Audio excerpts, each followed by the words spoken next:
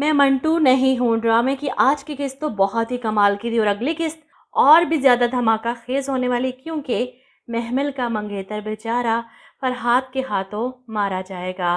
तो जैसा कि अब तक आपने देखा कि सुरैया ने ऐसी चाल चली है कि सबको लग रहा है कि सब ठीक हो गया, सुलह हो गई, सुरैया सबकी नज़रों में महान हो गई अपने बेटों का खून माफ़ करके। लेकिन जो इसने शर्तें रखी हैं एक दूसरे की औरत को इज्जत देने की, इसे अंदाज़ा था कि फरहाद इस शर्त को कैसे तोड़ेगा। और इस सुलह के नतीजे में जहां बिन्यामीन का एक बेटा बेखौफ होकर महमिल की तरफ बढ़ेगा, वहीं दूसरा बेटा जो ऑस्ट्रेलिया बैठा है वो भी वापस आ जाएगा और अपने दोनों बेटों की मौत का हिसाब बिन्यामीन के दोनों बेटों के खून से लेगी सुरैया। बहुत बड़ी चाल चली है इसने। जो तूफान से पहले खामोशी होती है ना, सुरैया के चेहरे पर वो खामोशी है, क्योंकि बहुत बड़ा तूफान आने वाला है दोनों खानदानों में। और ये बात सुरैया ने फरहाद को देखते ही सोच ली थी। वहाँ बिन्यामीन का दूसरा बेटा ऑस्ट्रेलिया से वापस आता है और यहाँ इतने अरसे से सिराज साहब का बेटा जिसे जेल में छुपा कर रखा गया है वो भी आज़ाद होकर घर आ जाता है। इधर महमिल की बातों से फूफो को अंदाज़ा हो रहा है कि वो अपने सर मंटू को पसंद करने लगी और महमिल अपनी फूफो को गलत साबित करने के लिए अपने मंगेतर को फ़ोन करती है और डिनर के लिए बुलाती है। अब वो बेचारा खुश हो जाता है कि महमिल ने खुद इसे फ़ोन करके डिनर की बात की है। इजाज़त मिलने के बाद ये दोनों घर से निकलते हैं और वहीं मंटू सर तैयार होकर महमिल के मैसेज का वेट कर रहे हैं और महमिल इन्हें मैसेज करके ट्रीट कैंसिल कह देती है।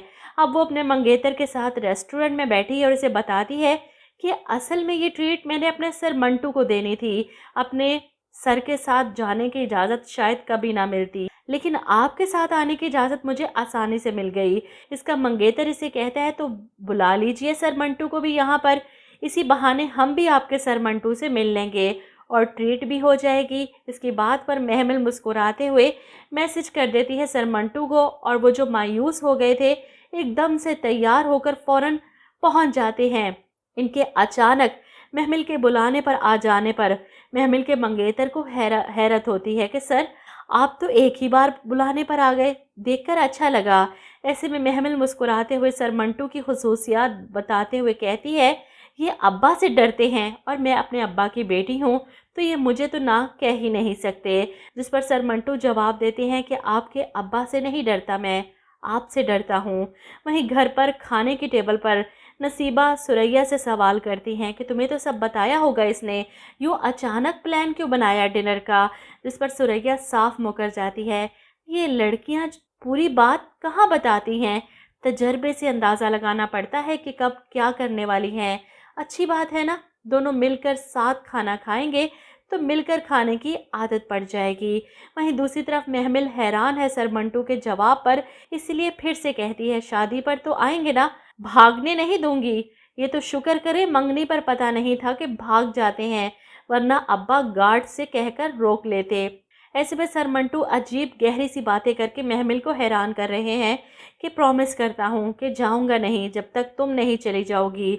और वहीं फरहाद को खबर मिल चुकी है महमिल इस रेस्टोरेंट में है अपने मंगेतर के साथ, तो पहुंच जाता है अपने गार्ड्स लेकर महमिल से मिलने, अपनी मोहब्बत का इजहार करने। महमिल को देखते ही अपने गार्ड्स और गनमैन्स को पीछे कर देता है, कहीं वो ये ना समझे कि लड़ने आया है। ऐसे में इसे देखकर महमिल को शदीद गुस्सा आता है, तुम्हारी हिम्मत कैसे हुई यहाँ पर आने की, पीछा कर रहे हो मेरा। फरहाद दो चार बातें सुनाता है कि सुलह हो गई है ना, सोच रहा हूँ कि अब हम दोनों भी सुलह कर लें, चाहे तो मोहब्बत भी हो जाएगी। इसकी बातें सुनकर महमिल को शदीद गुस्सा आता है। वो आगे बढ़कर फरहाद के मुंह पर थप्पड़ मारने की कोशिश करती है और इसकी इतनी जुर्रत, ऐसे में फरहाद इसका हाथ पकड़ लेता है। महमिल का मंगेतर आगे बढ़ता है उसे बचाने के लिए, तो फरहाद के गार्ड्स गन पॉइंट पर इसे रोक लेते हैं। ऐसे में फरहाद महमिल का हाथ पकड़े इसे खींचता हुआ अपने साथ ले जाने की कोशिश कर रहा था और महमिल पलट कर इन दो मर्दों को देख रही है जो इसके साथ आए थे। सर मंटू जिस सारी सिचुएशन से थोड़ा हट कर खड़े थे, महमिल को मुश्किल में देखकर अपना डर भूलकर आगे बढ़ते हैं और जाकर फरहाद को दबोच लेते हैं। और वहीं महमिल भागती है वहां से खुद को बचाने के लिए। ऐसे में फरहाद के गार्ड्स को कुछ नहीं सूझती, तो वो फरहाद के कहने पर सर मंटू को पीट के रख देते हैं और इस बुरी तरह से इन्हें मारा जाता है। तो ड्रामे की कहानी आगे चलकर काफ़ी इंटरेस्टिंग होने वाली है।